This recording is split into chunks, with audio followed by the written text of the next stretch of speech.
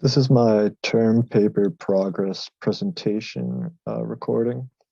My country that I am researching is Canada, and I'm researching it alone. And based on the Canadian economic history, the main event of study that I'll be looking at is the 1990s financial recession experienced in Canada and how uh, the Canadian government responded to it and what the lessons were learned from it and how it affected future responses to uh, future worldwide recessions, such as the early 2000s recession, but more particularly the Great Financial Recession of 2007 to 2009, as well as the current economy of Canada faced under the COVID-19 pandemic and how uh, the benefits and aid that the government has implemented were something that they've learned from their lessons of the 1990s. And some interesting things about Canada that I've been outlining are changes in fiscal policy are needed to avoid excessive growth and debt. This is kind of a similar situation that we face in the U.S. This is also one of the main reasons why I wanted to look into the Canadian debt situation because they're one of our closest neighbors as a country. But throughout the undergraduate degree here at UMass, I haven't really had a chance to investigate any North American countries. It's mostly been in developing nations and mostly a focus on foreign economics and not too much about the North American continent except for US economics. And then a big thing of interest was that Canada avoided the recession of 2000. And this is through preventative fiscal policy, something that may be unheard of here in the US. Has also helped them to avoid a banking crisis in the Great Financial Crisis of 2008.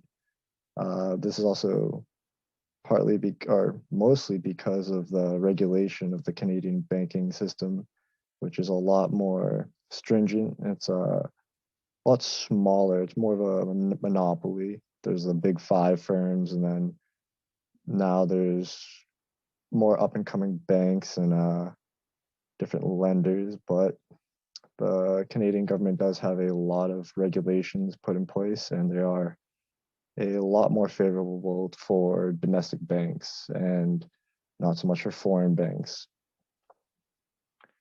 And then something that we've been seeing a lot in the news was about all the large amounts of federal aid and benefits the Canadian government has been supplying to uh, constituents and foreign businesses and domestic businesses. And this is for a myriad of reasons, but it's all being financed through deficit spending, which the Canadian government is incurring debt through various different ways, but that can be explained more later. So yeah, this is just a little timeline, mostly going to be focusing on the 1990s recession and what the lessons learned were from that and how that affected decisions and the outcome and how Canada protected itself from the early 2000s recession, the Great Financial Crisis, and currently now in the COVID-19 pandemic. More so, what have they done to ease economic tensions and hopefully prevent any long-term recessions. And some vulnerabilities I've been finding throughout articles and the data I'm seeing is there's an excessive growth in debt, which is something that I think a lot of countries around the world are right now are facing. It's kind of a spend to help your citizens and then look to the future to pay that off. But also in the past, inflationary pressures and high consumer spending in the history of Canada have caused uh, fiscal policies to either work too well or not well enough because you could say that the people of Canada are a little bit more financially educated as there are a lot more rules and regulations around their banking system. Beyond this, a pattern that I've been seeing between recessions is that rising unemployment and high levels of unemployment with little to slow job growth are a recurring pattern, and it's usually something that's the main focus of the Central Bank of Canada. And then excessive monetary restraint is a main fiscal policy, and that usually results in increasing taxes. That can be through spending taxes, healthcare taxes. Another big expense of Canada right now is the rising healthcare costs.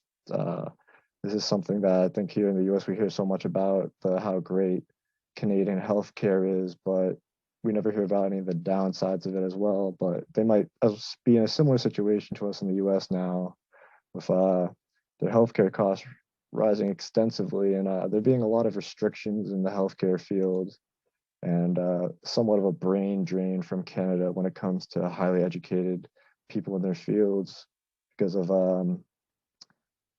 limits on their how much they can make per year in their field. So again, yet the main event of study would be the 1990s recession and the effect that it had on the policy and government response to the great financial crisis and the COVID-19 pandemic. And then I've currently been consolidating my data down. I've had a good bit of data downloaded. I've been trying to put it all into one spreadsheet so it'll be a little bit more easy to manipulate here and format it. So far I've only put the IMF global debt database data onto here. I have to import the rest of my Excel sheets. It's interesting that there's like a limited amount of data for most of these categories up until just about 1970 here. But I don't think this will be it's not really a limiting factor to what I'm researching, since it's mostly the 1990s and through 2000s. But it is good to have some of this 1980s, early 1980s data to have a better idea of what the context of the recession was beforehand. And I've been trying to download and clip these as I go in, charts and maps of kind of different representations of some of the data I found. That's good to just have the percentages for me to reference. I have been reading a lot of online articles and scholarly articles in research, just trying to find good data and like trying to have a better understanding of a different banking system, because I bank with TD Bank, but I do not understand half of their policies. They are very consumer friendly, which I think is a big aspect overall of Canadian banking system, is how protectional it is of the consumers. But beyond this, I guess another issue I'm running into is that I guess for some of the research it is in French, and I don't know enough French to be able to read economic papers like that. But it is helpful that there's a lot of Canadian websites, or the Canadian government has a lot of websites for their statistics, such as the Canada Stat website, which has been very helpful. And I guess I haven't had a chance to write the paper. I need to learn everything about the situation beforehand before I can make an opinion about it, or before I can write. I usually like to do all my data collection and as much research as I can possibly to really understand the situation, and then have my reference materials to go out off of, and not be looking for material to support my ideas. So I guess that